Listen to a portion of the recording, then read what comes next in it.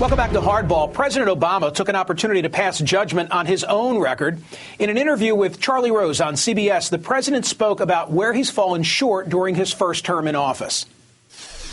The mistake of my first couple of years was thinking that this job was just about getting the policy right. And that's important. But you know, the nature of this office is also to tell a story to the American people that gives them a sense of unity and purpose and optimism, especially during tough times. Mitt Romney then hit Obama with this statement, quote, President Obama believes that millions of Americans have lost their homes, their jobs, and their livelihood because he failed to tell a good story. Being president is not about telling stories. Being president is about leading, and President Obama has failed to lead. No wonder Americans are losing faith in his presidency. Joining me now is Democratic strategist Steve McMahon, an MSNBC political analyst and author of My Father at 100, Ron Reagan. Ron, there was nobody better than the Gipper who was able to do that which the president acknowledges he's been unable to do in his first couple of years in office. Your thoughts? Well, there might be a variety of reasons why he's been less than successful at telling his story, as he put it. You can always blame the staff, of course. I think there also might be some personal reticence on his part. You know, George H.W. Bush was famously averse to using the I word, so there may be a little of that. It also might be that the Republicans have put the White House a bit on the defensive. You'll remember when he made the call on Osama bin Laden and announced that we had gotten bin Laden in a rather low-key kind of way. The Republicans immediately jumped on him and accused him of taking a victory lap and doing unseemly things and politicizing all that sort of thing. It might also be that the media is not giving him enough credit for telling the story that he has told. And I don't disagree that he hasn't done a good enough job, but hasn't given him enough credit for telling a story, because when a president comes out and says, you know, we passed this bill and here are a lot of the good things it's going to do, it doesn't make the news the way, you know, the president is a communist and he's going to, you know, give us all death panels. And by the way, I'm wearing a funny hat. That tends to lead the news. Steve McMahon, he did a good job telling stories in 2008 and then seems to have lost the mojo on some substantive matters. Let's go through a couple of them. Health care. Where was the mistake in communication relative to health care?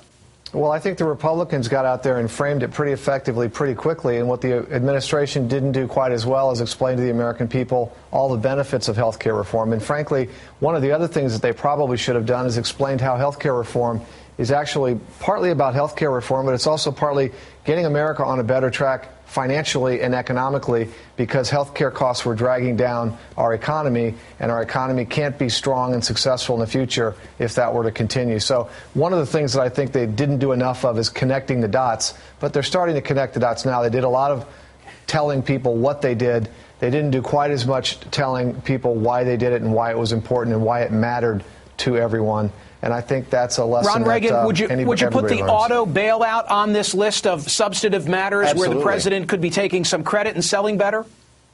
Yes, absolutely. He needs to talk about it. Would we rather not have a GM or Chrysler here in the United States? Would we rather those jobs just didn't exist anymore? Yes, he needs to blow his horn about this, but he also needs to not just talk about his story and where he wants to take the country and the good things that he has managed to do. He also needs to tell the opposition's story. The Republican Party now has thoroughly jumped the shark. They are ripe for ridicule and satire. Barack Obama ought to hire some guys from the Harvard Lampoon, stick them down in the basement of the White House, and have them doing nothing but writing jokes about Republicans and Mitt Romney, because you couldn't make this stuff up.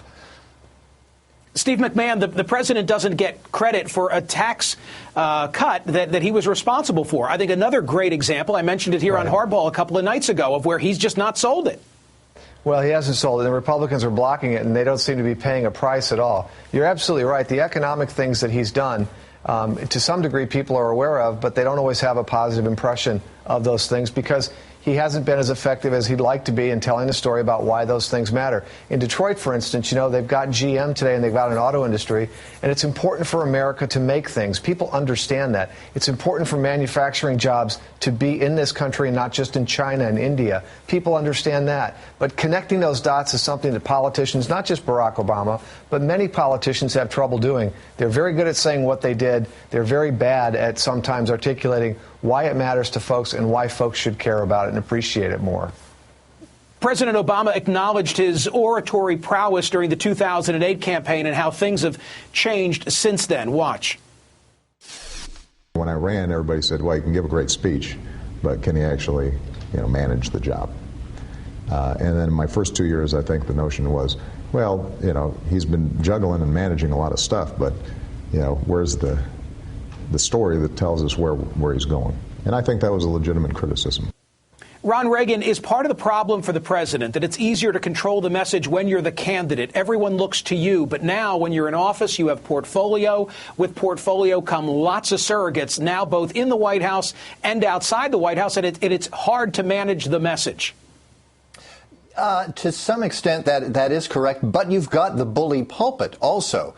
The president doesn't seem to have understood from the get-go that you have to be a salesman, too. Telling the story, as he seems to indicate in this interview, is part of the job. I mean, it isn't just being a technocrat and, as he said, getting the policy right. I mean, you can kind of hire people to do that. But you're the leader. You need to lead. You need to tell the story. You need to inspire. And I think he gets that now, and I hope we see more of it during the campaign. What could he have learned from your father in this regard, on getting his message out, telling his story? Your father was so effective in this regard.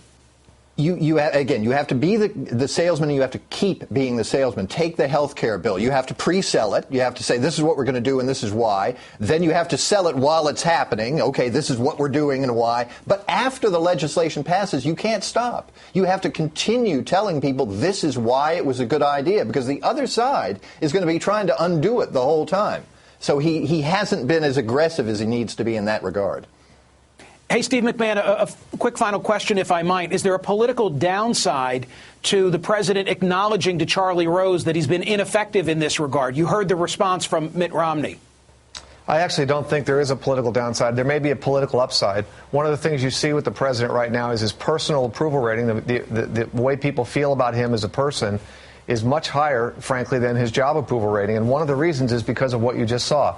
He's not somebody like our previous president who's unwilling to admit a mistake or ever reconsider a position. He's somebody who's thoughtful, and he's somebody who thinks about these things and learns from them, and hopefully tries to improve and be a better person and a better president tomorrow than he was yesterday. I think that's a sign of maturity, and it's one of the reasons that people really, really want Barack Obama to succeed. And even those people who disagree with many of his policies believe that. Thank you. Thank you, Steve. Thank you, Ron Reagan.